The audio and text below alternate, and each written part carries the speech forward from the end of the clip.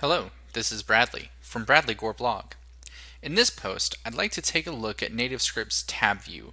There's a lot to this component, and so I'd like to just dive right into 4 key concepts that you can use to really leverage the TabView. So what we're going to do is we're going to start with just a blank project. I used the standard Hello World TypeScript template for creating this NativeScript application, and as you can see, I've got the files that it normally loads. I've got the main page TypeScript file, the main page XML, and I've gone ahead and removed the standard view model. Let's take a look at the main page XML. We have a page and it's got an onNavigating_to event that's fired up. I've thrown in an action bar, and what we want to do is we want to go ahead and add in some tabs. I'm using Visual Studio Code, and if you use that editor, there are excellent snippets that you can download. So I'm going to type in ns_tab, and there we go. So we have a standard tab view, and with the tab view, you can, just like any other view, you can give it an ID. There's some other properties you can give it, such as the tab background color, the tab selected item color, stuff like that. But what I kind of want to focus on in this post is how to really maximize your leverage of tab view items. So in most of the examples, what you're going to see is something just like what you see in the snippet here. You're going to see where each tab view item is just a nested XML element, and you're going to see the entire XML for the view live within there.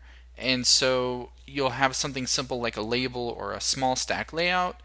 But what do we do if our code, if our markup for each view is much longer than these examples typically show?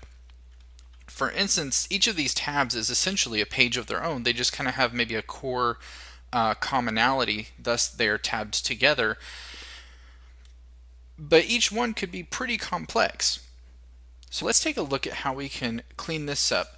So the 4 concepts I'm going to walk through in this video are how to separate these tab view item views into different files, how to handle the tab change event, how to manage the loading and unloading of your views, and we'll get into a little bit about how to effectively manage view models.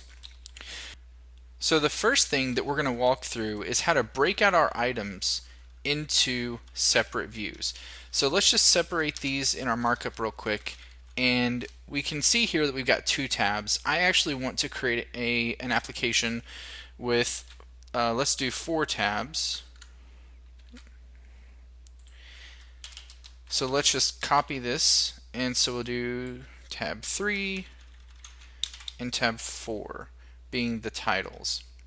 But I do not want to put the XML for each view right inside this file. I'd like to separate those out. So I'm going to open up the File Explorer here, and right inside my app, I'm going to create a new folder. And we're going to call this our main tab. Just call it main tabs for now, that's fine. So within main tabs, let's start creating the folder structure and the file structure that's going to support chunking these tabs up into separate views. So the first thing I'm going to do is I'm going to create another folder, and we're going to call this tab 1. And then we're going to go back up into main tabs, and we'll create a new folder called tab 2. And we'll just do that for each of our tabs.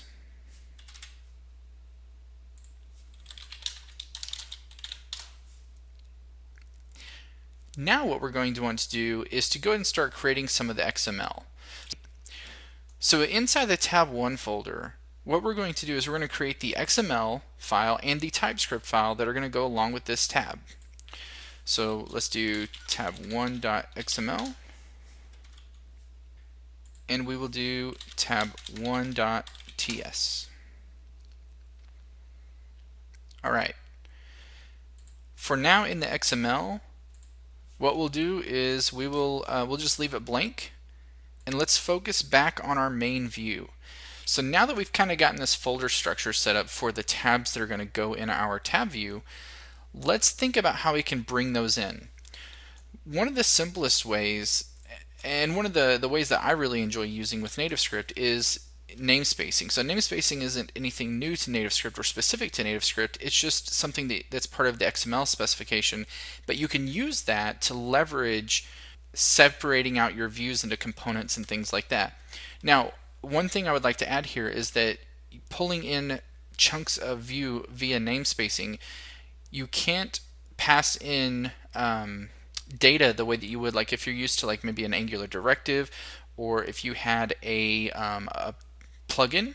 So like with a plugin, you would pull in the plugin via the namespace. Like maybe so a plugin that I've written is a material inspired dropdown. So you would have an XML namespace for the NativeScript material dropdown list, and then whenever you want to use that widget, you would use that namespace and then reference the widget name, and then you could pass in things in the attributes, such as what is your list of items, what do you want to do when the index changes. You can pass in the callback function.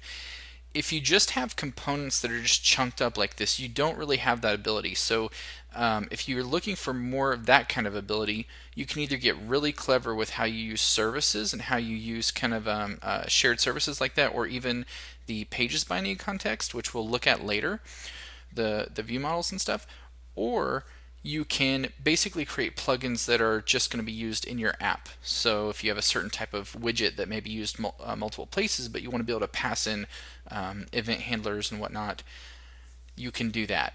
But for this case, the XML approach works quite nicely. And you can declare namespaces just where you're going to use them. So we have the XML namespace already for the default set of NativeScript components. So you see where it has just the plain XML namespace equals, and then it gives this URL. That's the core namespace for the NativeScript components. What we want to have is an XML namespace that is for our custom component that we're going to bring in. So we're going to say XML namespace colon, and we can name this whatever we want. Like the name does not matter. So we can just call this tab1 equals. Now here is the really important part. Instead of passing in a URL, we're going to pass in a location to our folder. And the location is going to be relative to the app directory. So we're just going to say main tabs / tab1. And there's our namespace. Now instead of having this label here, what we can do is we can do an XML element and we can say tab1 colon. Now, I've seen in different questions on things like Stack Overflow or questions in chats and stuff like that, some people tend to get a little bit confused on what to put here. What to put here is actually pretty simple. It's just the name of the file. So think about the namespace as being the folder location. So we're going main tabs folder / tab1 folder. But within any given folder, you could actually have multiple files. Like I didn't have to put these tabs in their own folder. I could have just had tab1.ts, tab1.xml, tab2.ts, tab2.xml, all that right inside of the main tabs folder. But just to keep things nicely separated, I went ahead and added that extra folder in between. So what we're going to put here is the name of the file, which happens to just be tab1. And we'll save that. And that's going to then look through the directory and say, okay, where is main tabs, tab1, and then tab1 file. And so they're kind of packaged together, the TypeScript and the XML. NativeScript's going to look for both. So let's take a look at the tab1 XML, and let's just do something pretty generic. Let's do a stack layout. So in a stack, again, nice snippets with the Visual Studio Code plugin for it. And we're just going to create a couple, maybe just a label.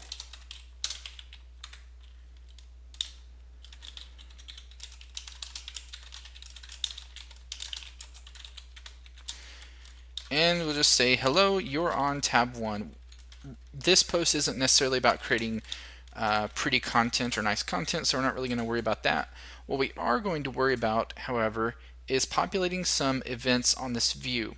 So not only at the page level can you have a loaded or an unloaded event, you can do the same on your views.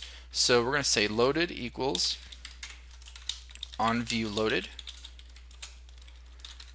unloaded equals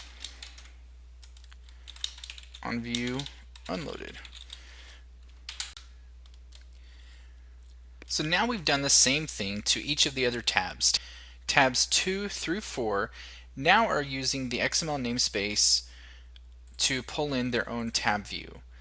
Now we can more easily reason about what files are controlling what aspects of this tab view. And so if there's a problem on tab 4, we know exactly where to go. We go into the tab 4 folder and check out what's going on.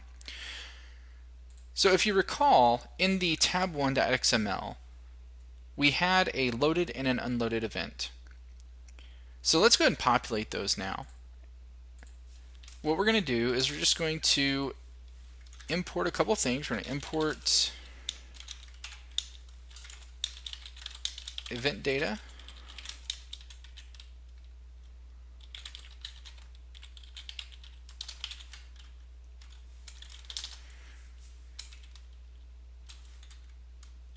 and we're going to go ahead and create those functions. For now, we're just going to console log some information. So we're going to do export function.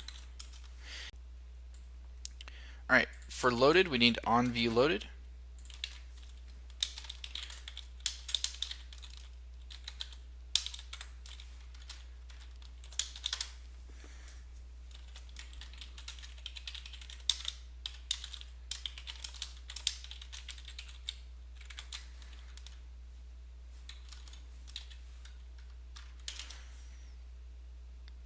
And for the unloaded event, we need on view unloaded.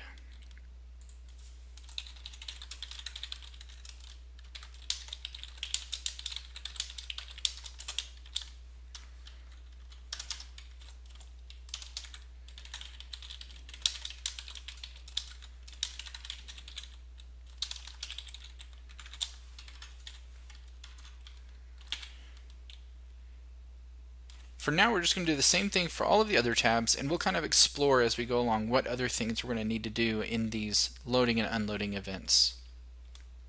Now that all of our tabs are using the loaded and unloaded event handlers to console log their status, what we've done is we've fired up the tabs demo in the emulator. And what we can see is we have all 4 tabs across the top, and in our terminal we have where all of the tabs are loaded. So tab 1 through tab 4 loaded all at the same time. Let's take a look at what happens when we switch through the tabs. So we switch to tab 2, nothing happens in our terminal.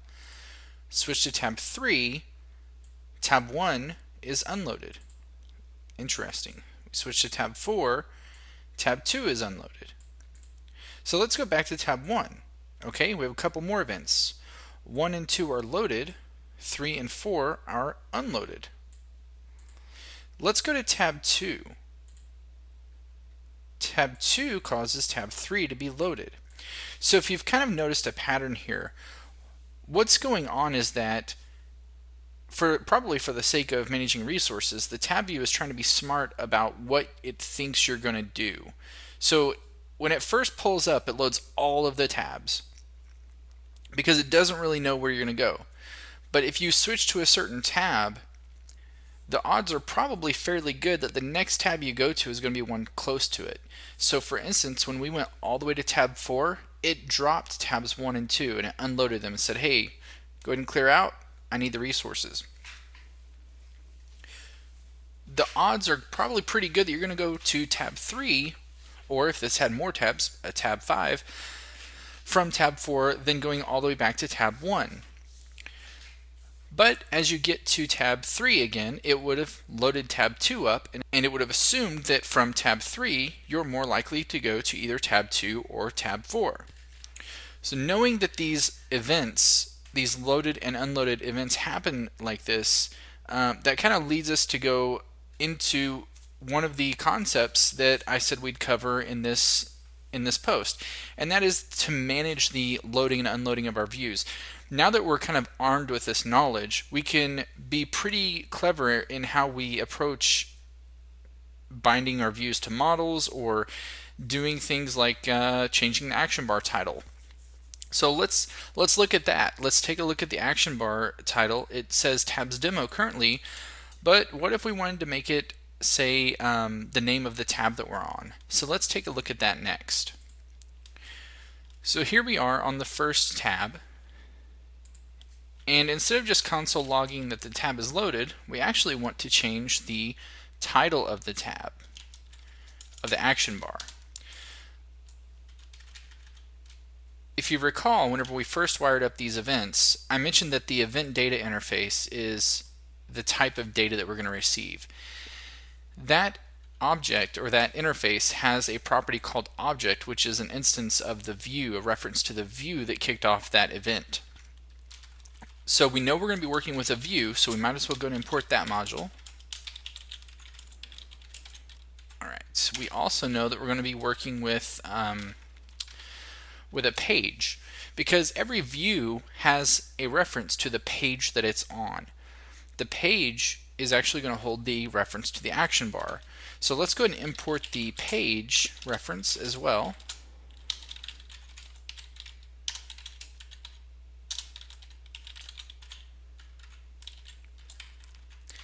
And let's take a look at how we can manipulate the title of that action bar. So the first thing that we're going to do is we're going to just get a reference to the view. So let's say let this view equals, and so if you notice, the event data interface just simply has two properties: the event name, which is going to be loaded in this case, and the object. Now from this view, we have a lot of different things that we can reference, and one of them is going to be page. So let's go ahead and tell TypeScript that it is the type of page, and now we can reference the action bar property. So let's set the title to, oops, not page 1, tab 1.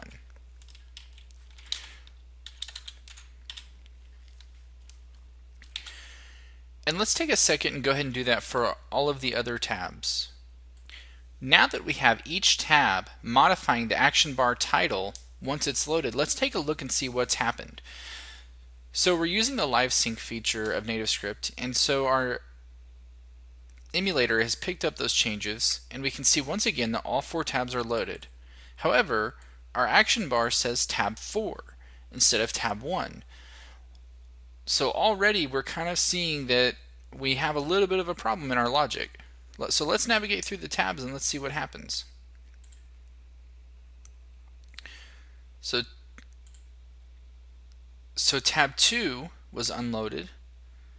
Let's go back to tab 2 and let's see what happens. Hey, it says tab 1. What? Well, okay, so that's because tab 2 actually got loaded first. If we look in the console, we can see that it's loading the tab that you selected, but remember how tab 1 was unloaded when we went all the way over to tabs 3 and 4? It then looks to see, okay, are there any tabs that are next door neighbors to this tab that need to be loaded, and it loads them also. So now we have this kind of interesting effect where we could be on a tab and a totally different tab loaded event fires, and so it modifies the action bar. So let's take a look at how we can fix this. This leads us into the next concept that I want to cover in the TabView widget or component, and this is keeping track of which tab that you're on and utilizing the tab change event that comes with the component. So let's go back to our tab 1. And let's try to clean this up. Let's try to fix this. So let's go ahead and proactively create a function that we want to run anytime that the tab changes. So let's just say function on tab change, and we're going to do something. So there's a couple different things that we need to go ahead and import. We need to import a tab view reference.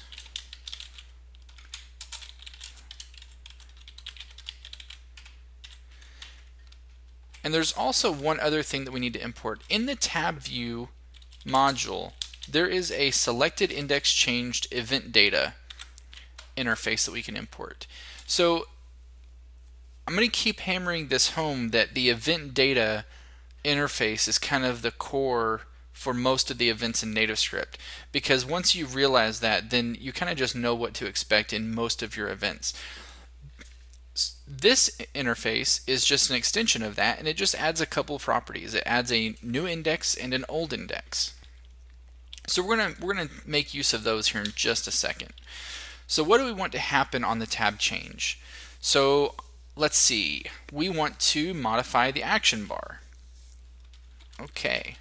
So let's go ahead and set up our argument. It is of type selected index change event data. But in this function, we don't necessarily have a reference to the view that we need to in order to modify the page's action bar title. So let's go ahead and create a couple different variables. One is actually going to be a constant.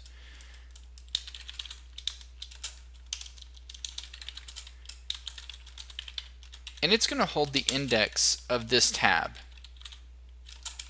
This tab is our first tab, and it is at index 0. Let's also create a variable that is of type view that's going to hold a reference to this view. Now we can modify the loaded event and just populate the this view variable.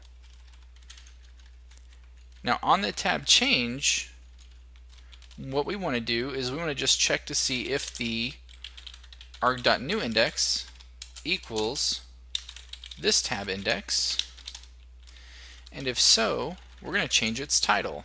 I'm sorry, we're going to change the action bar title.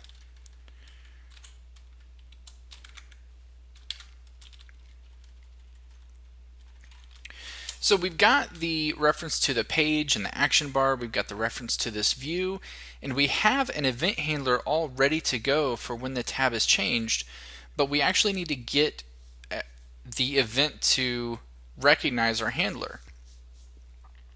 So if you recall, what we pass into the TabView component is TabView items. Each item is just a child of the TabView. So we can take that and we can say this view dot parent, because every view that has a parent has a reference to its parent. And then we can do on, so this is how you would add an event to, or I'm sorry, an event handler to any view that you want. And so we can add in the TabView tab index change event. So that is actually defined as a static property on the TabView class. So we're going to use our IntelliSense here, and we're going to find it. Oh, here we go. TabView.selected index changed event, and we're going to pass in our onTabChange handler. Perfect. So let's take a look at what that looks like in the emulator. Alright, LiveSync loaded it up. It still says tab 4 though, so that's kind of unfortunate. So let's see what we've got to do to make this work. Okay, when we navigated away from tab 1 and then back, it changed to the correct text. We have to remember that all of the other tabs still are modifying the action bar when they're loaded. Also, something to keep in mind is that when tab 1 is unloaded, its unloaded event fires, and we can see in the terminal here that tab 1 has indeed been unloaded.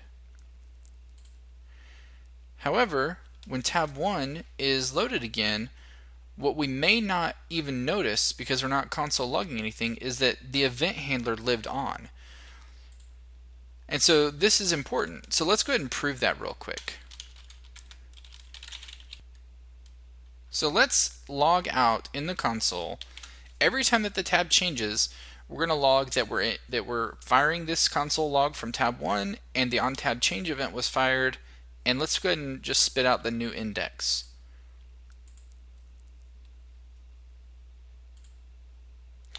Okay, we switched to tab 2 and we can see that tab 1 fired its event on tab change. The new index is 1 because we're on the second tab, which the indexing starting at 0 means that we're on 1. Let's go to tab 3. Okay, tab 1 was unloaded, but it still spat out the console log message. Let's go back to tab 1. Oh, interesting. It was loaded, but then it spat out 2 messages that the index was 0. Let's go to tab 2. Let's go back to tab 3 and then tab 1. Now we're getting 3 messages.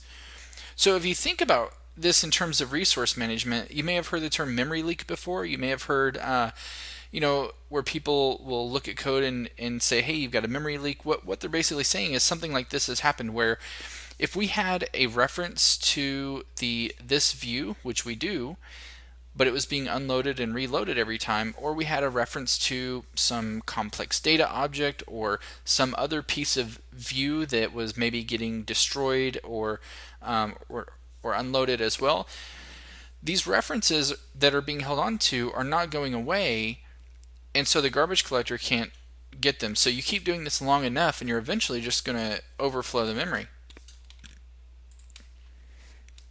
So how can we clean that up? Well, the first thing that we can do is we can take advantage of the unloading of our event, the unloading event of our view. And we can basically just do the inverse of what we did in the loaded event.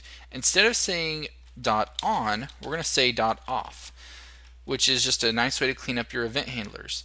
What we're also going to do is just say this view equals null. We're just going to kill our whole reference to this view, because once it's loaded again, we will get a new reference to the view. So let's take a look at that and let's see how that works out for us. So once again, LifeSync has already handled updating our emulator. Our tabs have loaded, and we're going to look at going to tab 2, then back to tab 1. Okay, the action bar title changed. We only have 1 message in our console, but let's now unload tab 1. So we went to tabs 3 and 4, tab 1 was unloaded. We'll go to tab 2, then back to tab 1, and we still only have 1 console statement for the tab change event. However, we are not currently getting our tabs to update the action bar like they should. Only on tab 1 does this work appropriately. So we need to go ahead and do the same thing for all of the other tabs.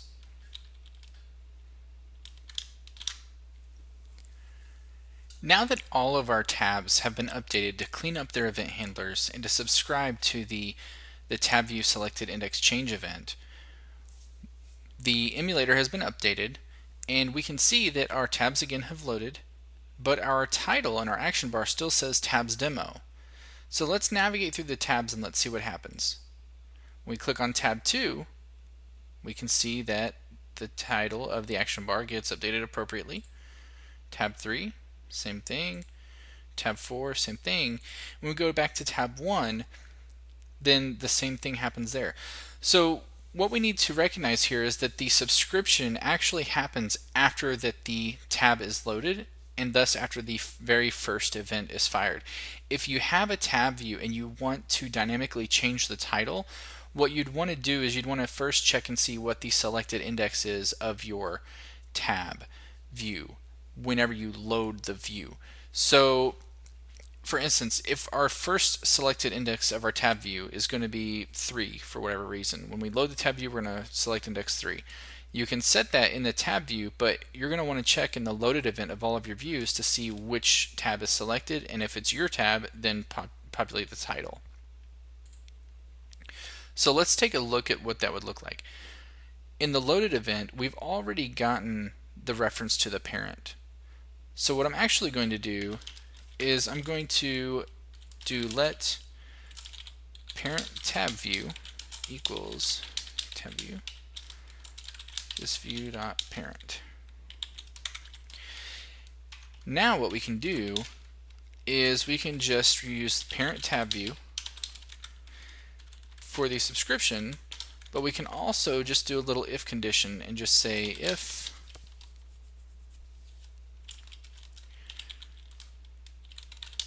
parent tab view dot selected index, if it equals this tab index, and if the selected index is our tab's index, then we would just modify the action bar title just the same as we would if the tab were being changed and it happened to land on our index. So once again, let's look at the emulator. It's being live reloaded, and as soon as it loads, we're on tab 1. And again, all of our tabs are functioning as they should. So let's recap kind of where we're at currently before we move on to the next topic. What we've gone through so far is we've learned how to separate the files for the TabView items. We've learned how to take advantage of the tab change events and how to listen to those in any TabView items view, even when it's separated outside of the parent tab view, and how to manage that along with our loading and our unloading and cleaning up after ourselves with regards to event handlers. We've also learned how to effectively manage that loading and unloading state of the views, and we've found that the tab view tries to proactively unload views and load views that are close to the tab that you've just selected. The next topic is a little bit is made a little bit easier actually once you've gotten those first few topics down. So a lot of people ask, like I know that I did a blog post a month or so ago on doing custom components in NativeScript, and there were people that were asking, okay, so how do you do this with like passing data around? How do you do this with like more complex components? And so one thing that I mentioned already earlier is that with the namespace method of importing items, you're not going to just be able to pass in items through the attributes. You're going to have to actually create like a plugin for that, and I'll cover that type of thing in future posts. But what you can do is you can actually separate the binding context out. So for instance, if you have a page and it has a binding context that has a bunch of objects on it, so I have this binding context and maybe it's got a property with a list of widgets, but one of my tabs needs to show some type of summary of those widgets. Maybe we need to list out the best seller or the most expensive, the least expensive, those types of things. What we can actually do is you can set a different binding context on that view that is derived from the binding context of the parent view. And so let's take a look at actually how we would manage that. So let's go back to the main page. The main page contains our page that this tab view resides in, and that main page already has a navigating to event that's being wired up. So what I've already done is I've already pulled in the event data in the page module, and actually that's part of the NativeScript template. It actually already did those things. And we've got a reference to our page. Let's go ahead and set the binding context. So we'll say page.bindingContext equals, and let's just do a simple object hash, and we'll do some widgets. Every widget is going to be an array, and it's going to contain things like a name, a price, how many do we have in stock, so what's our quantity, and how many have sold. Alright, we have our list of widgets, and these are just arbitrary objects with just a couple different properties that we're going to take advantage of here. And so let's go to our tab 1 and let's make a list for the widgets. So we're going to use the NS repeater.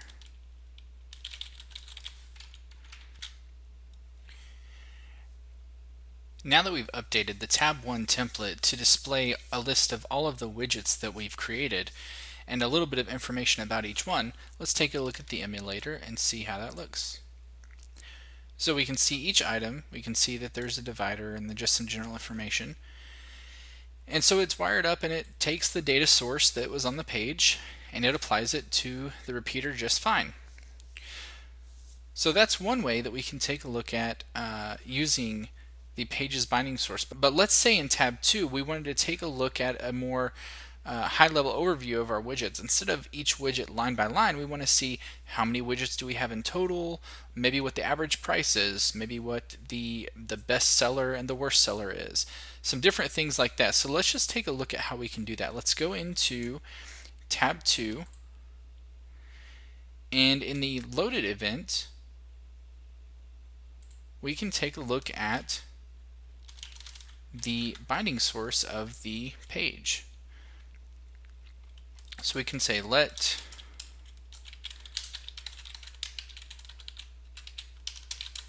page binding context, and right now we don't really care for messing with the types or anything like that. We'll just say it's an array of anything.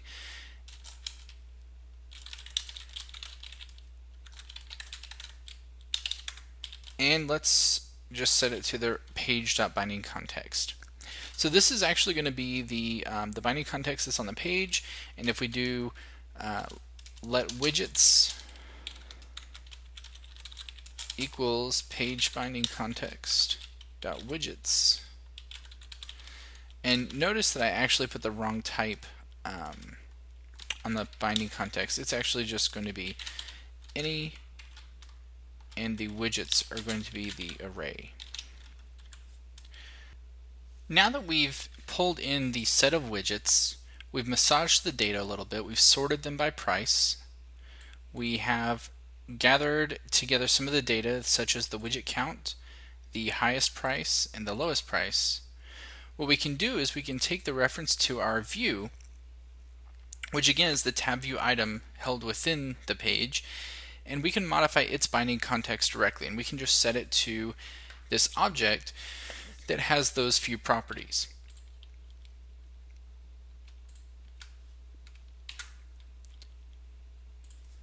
Let's open up the XML, the view for our tab, and let's go ahead and add in those few properties. So we're going to do just a quick grid.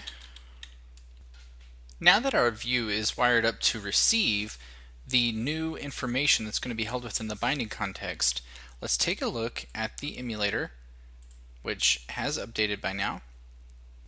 So in the tabs markup, we can see that we have the data that we expected. We have the count of widgets, the highest priced one, and the lowest priced one.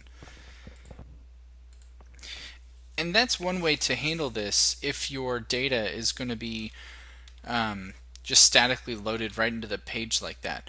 But what if the data were going to be loaded in asynchronously? Let's say that the data were going to be pulled in from a data source that's maybe a web service or even a SQLite database, and you don't know exactly when that data is going to be returned, but you have a promise that you're going to work with, and once that promise is resolved, then you're going to set the page's binding context.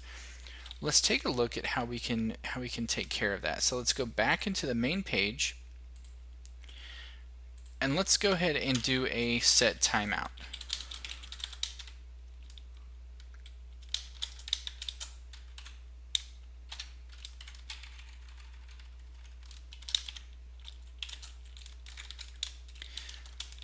And let's set it for about half a second. And let's just see what that one thing right there has done. Alright, it has broken our application. And looking at the error, we can see that it's saying that it cannot read the property widgets of undefined, and it even tells us what the file that it found this error was in it. So it's in the tab2.js file. So interesting thing to note here is that in tab 1 we're not accessing the binding context through the JavaScript code. We're doing it through the view. So the view already has kind of built-in mechanisms that when the binding context change, it's going to reevaluate the view and all views cascading down, so all child views from there. So in this case, when the page's binding context changed, all the views down within are going to get reevaluated. But this one is actually trying to access something that's not set yet.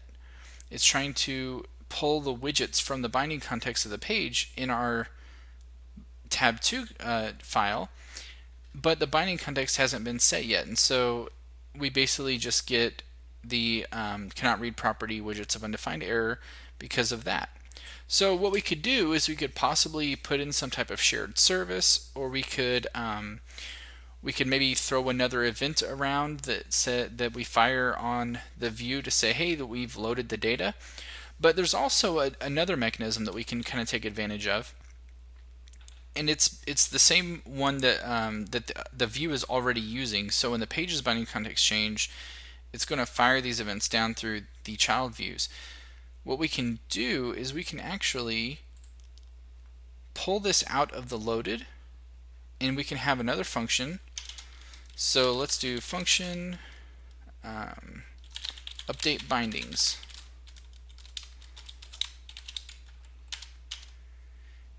And we're actually just going to take all of this stuff that we just put in the loaded event, and we're going to put it in the update bindings function.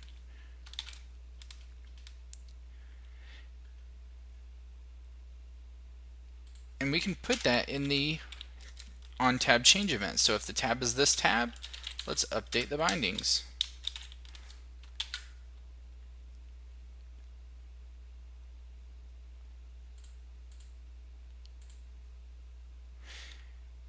And since we've live synced the application, we can see that it's now loading correctly, there's no errors, and it went ahead and updated the bindings. Let's go and just console log here when the update bindings is getting fired. So let's that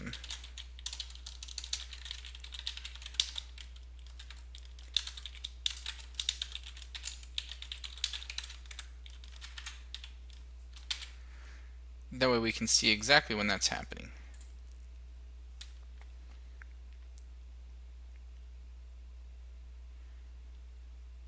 Now, you may have already noticed these binding property errors that we've been seeing. And this is because on tab 2, we actually don't have the data source yet.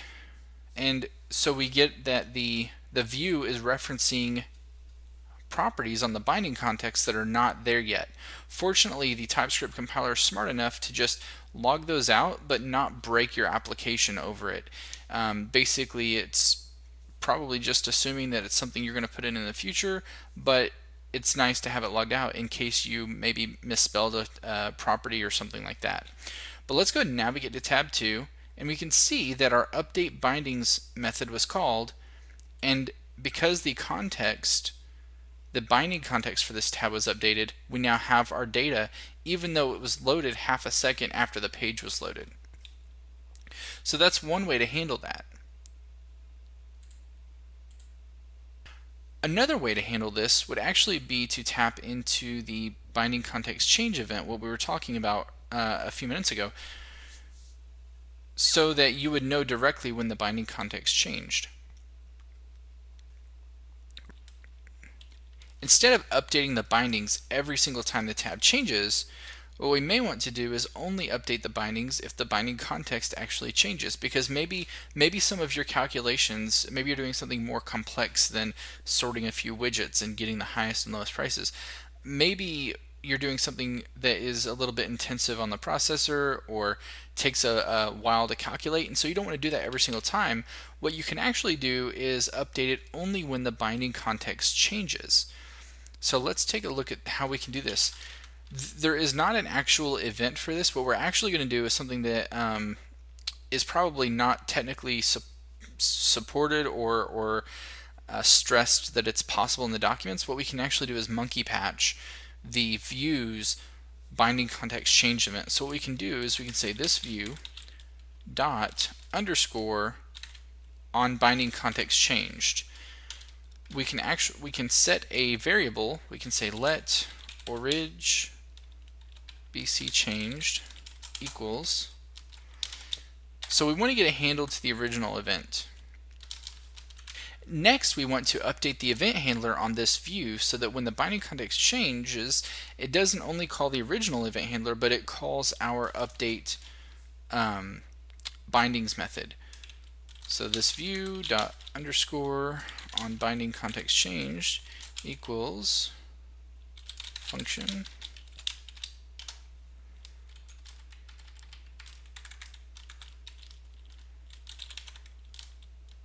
Now, if we look in the IntelliSense here on the original BC changed, we see that it's going to take old value any and new value any. So we know what the signature for our function is going to be, and actually we can just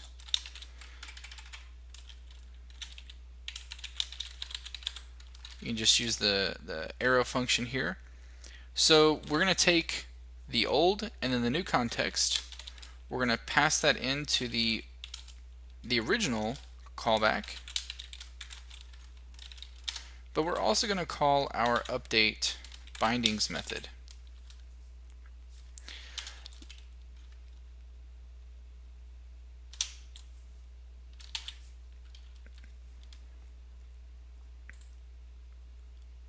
Alright, our app has loaded and we have something going on here.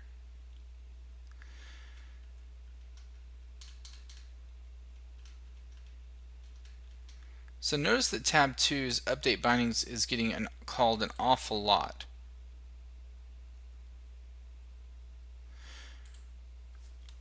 So we need to add in some checks here. We need to say if new context and new context.widgets, because we actually only care about calling our update bindings function if we have the data that we need.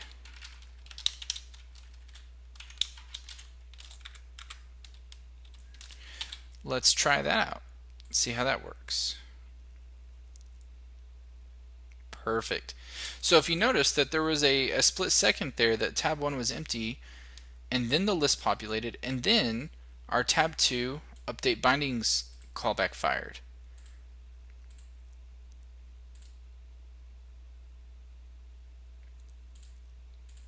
Excellent.